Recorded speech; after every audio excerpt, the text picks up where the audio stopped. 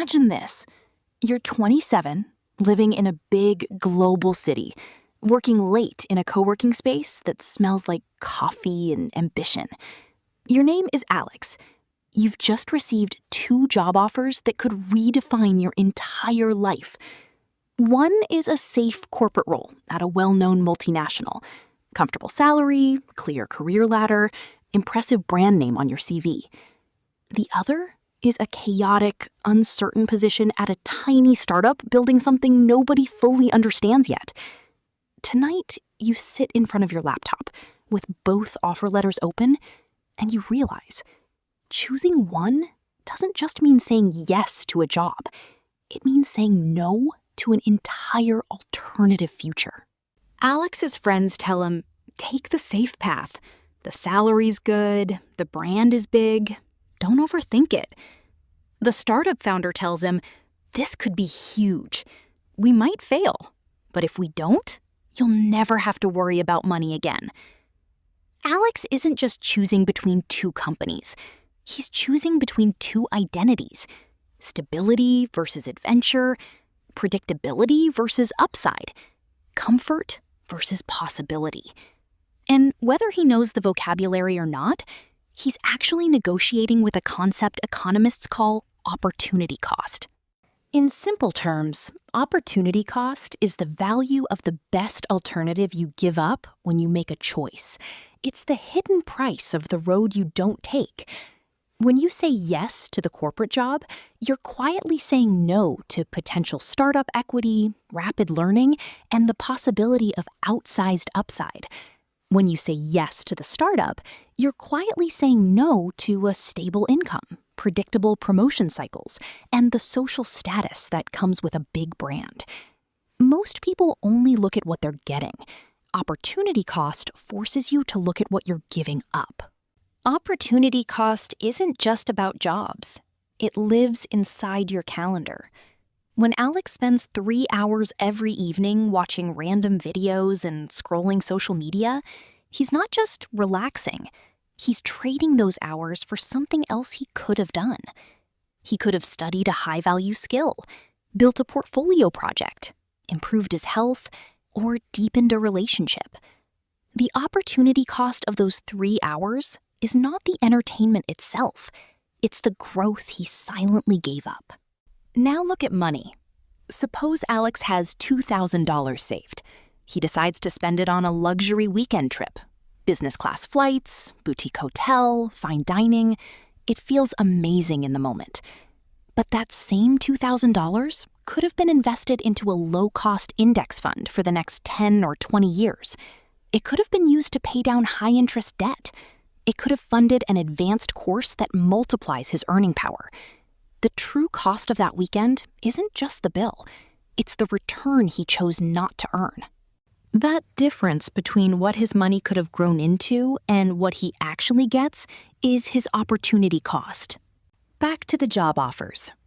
If Alex takes the corporate job, his immediate life becomes more comfortable. Predictable paychecks, structured training, clear promotion criteria.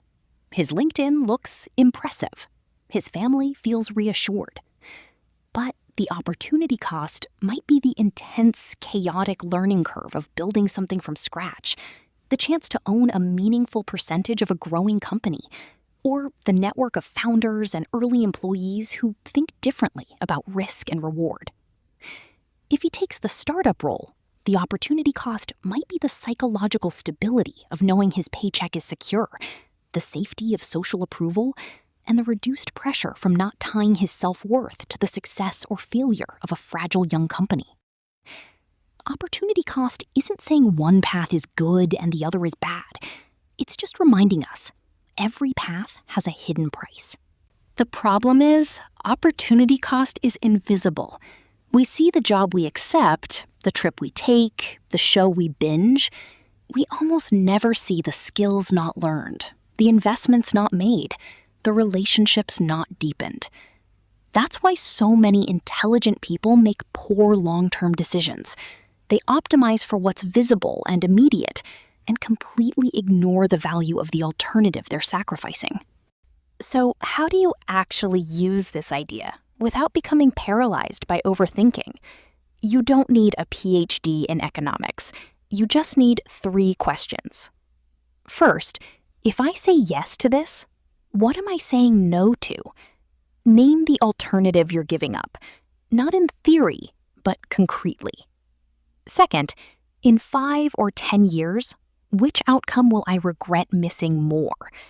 This shifts you from short-term comfort to long-term perspective. Third, is my choice driven by fear, habit, or intention? Fear and habit make opportunity costs expensive. Intention makes them strategic. Even if you can't calculate everything perfectly, these questions turn a vague sense of "I'm not sure" into a clear understanding of what's at stake. In the end, Alex chooses a path. Maybe he takes the corporate job and uses the stability to invest aggressively and build a strong skill set. Maybe he chooses the startup and accepts the volatility as the price of potential upside. The point isn't which job he takes. The point is whether he understands the opportunity cost. If he chooses consciously, knowing what he's trading away, his decision becomes an investment instead of an accident. Opportunity cost is not here to make you feel guilty. It's here to make you feel responsible for your time, your money, and your future identity. Tonight, when you choose how to spend your evening, you're paying an opportunity cost. Tomorrow, when you decide how to use your salary, you're paying an opportunity cost. This month, when you think about your career, relationships, and health, you're paying opportunity costs again and again. You don't need to eliminate every mistake. You just need to stop pretending there is no price. The more clearly you can see the road you're not taking, the more intentionally you can walk the road you do. If this story made you think about your own choices differently, take one decision this week, just one, and ask yourself, what am I really giving up? Let your awareness be the first investment in your future wealth.